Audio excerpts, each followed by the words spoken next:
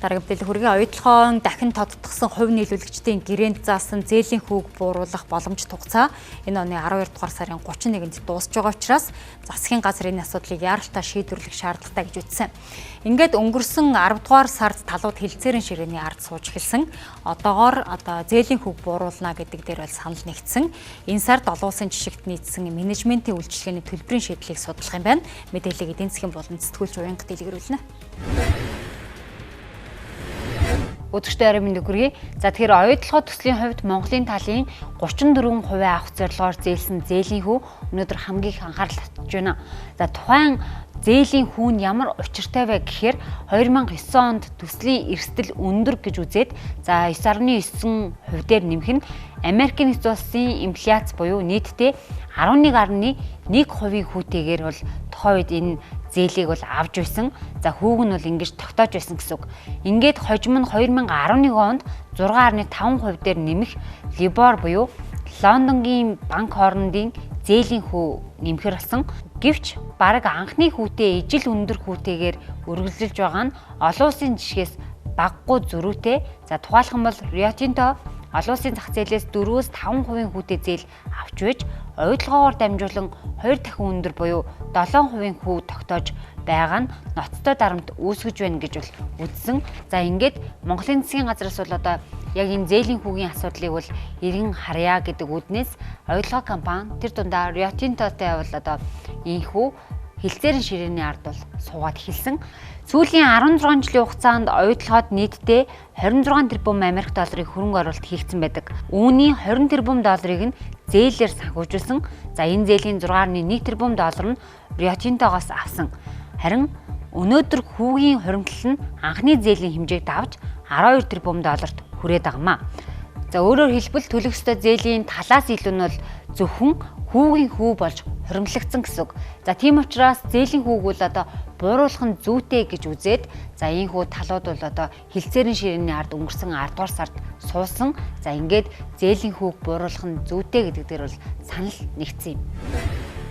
7 жил тутам хөрөнгө оруулагчийн зээлийн хүүг одоо өндөх болон бусад асуудлууд бол ингээд 7 жилийн хугацаанд тэгээд заачсан. За тэгээд тэр 7 жилийн хугацаа бол 25 онд болж байгаа. Хөнөөлөгчдийн зээлийн хүүг эргэж харах, за мөн одоо менежментийн төлбөрийг эргэж харах энэ хоёр асуудлыг бид шатаратаагаар хэлэлцлээ. За ингээд одоо ямар ч хэлсэн хөнөөлөгчдийн зээлийн хүүгээ хоёр талаасаа ер нь бол одоо хүүгийн төвшинг буулгая гэдэг дээр бол ойлголцлоо.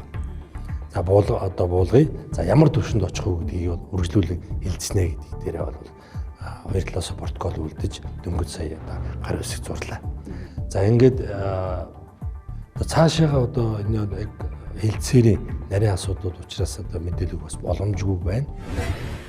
Rio Tinto Монгол компани зүгээс ч гэсэн энэ хүү одоо зээлийн хүүг бол бууруулах нь зүйтэй гэдэг дээр энэ хүү мэдээлэл гаргасан.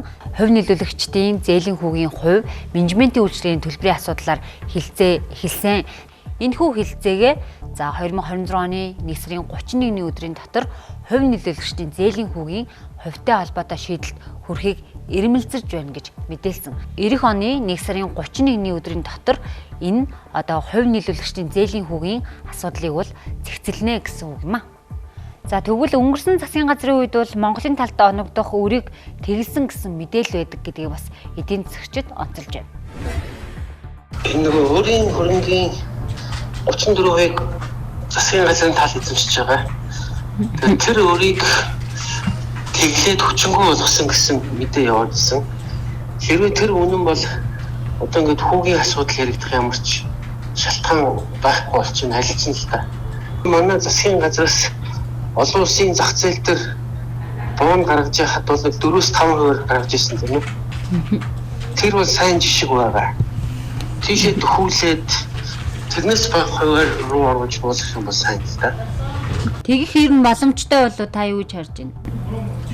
Одоо тэгэхэд боломж байгаа нөгөө хилцээрийн ур чадвар за зэсийн үн өсөж байна. Маргалтай суугаад ах юм бол аль аль талтай ашиггүй байдал үүснэ. Тийм учраас нөгөө талтай аль хор зүгээр ойлголоод аль аль талтай төсөл ашигтай байхын тулд нөгөө талыгаа ажиллахаар ингээд ойлгуулад буулт хэлэх талаас л ажиллах хэрэгтэй байна л та. За оюутлогын төслийн хувь нийлүүлэгчдийн зээлийн одоо яг энэ гэрээ яригдж байгаа энэ цаг үед болохоор за бас Монгол Улсын зээлжих зэрэглэл бол ахисн нь энэ гэрээ хэлцээрт бол одоо бас Монголын төлөө эрх ашиг хангуулахад бас тодорхой хэмжээний эерэг нөлөө үзүүлнэ гэж харж байгаа юм байна. За Монгол Улсын зээлжих зэрэглэл 2025 онд олон улсын зээлжих зэрэглэл тогтоогч S&P агентлагийн үнэлгээгээр 2 жил дараалан нэг шатаар нэмэгдэж за бие хасах болж сайжирсан юм.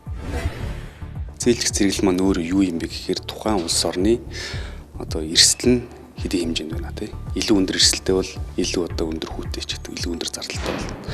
Тэгээ манайх 24 оноос ахуулаад ингээд тогтмол сайжраа явж байгаа. За энэ 3 агентлаг бол ерөнхийдөө жил болгон манай дээр үнэлгээ хийдэг. Тэгээд сүүлийн 24 онд бүгд нэг нэмсэн. Тэгээд 25 онд болохоор Moody's бие нэмэх бол сайжрлаа. Fitch манайхыг хадгалж үлдлээ. За S&P болохоор одоо ингээд бүр B гэдэг категориос гараад BB гэдэг категори руу ороод BB хасах тогтвортой гэдэг. За тэгээ зээлжих зэрэглэл маань сайжирна гэдэг чинь хөрөнгө босох зардал нь тэр хэмжээгээр багасна гэсэн үг. Ийхүү оюутлогын төслийн хувь нийлүүлсэн зээлийн гэрээний асуудал бол яг одоо Монголын засгийн газрын өмнө томоохон сорилт болон ирсэн байна гэсэн үг. За тэгвэл ер нь цаашдаа бол менежментийн үйлчилгээний төлбөрийн тухайд олон улсын жишгт нийцсэн шударга хүлээн зөвшөөрөхүйц шийдлийг олохоор ажиллана. За хилцээний явцад ажлын хэсгийн бүрэлдэхүүнийг бол өөрчлөхгүй байхыг ирэмэлзэн гэж талууд мөн тохирчихсан байгаа. За хилцээ бол одоо үргэлжилж байгаамаа. Мэдээлэл хүргэлээ.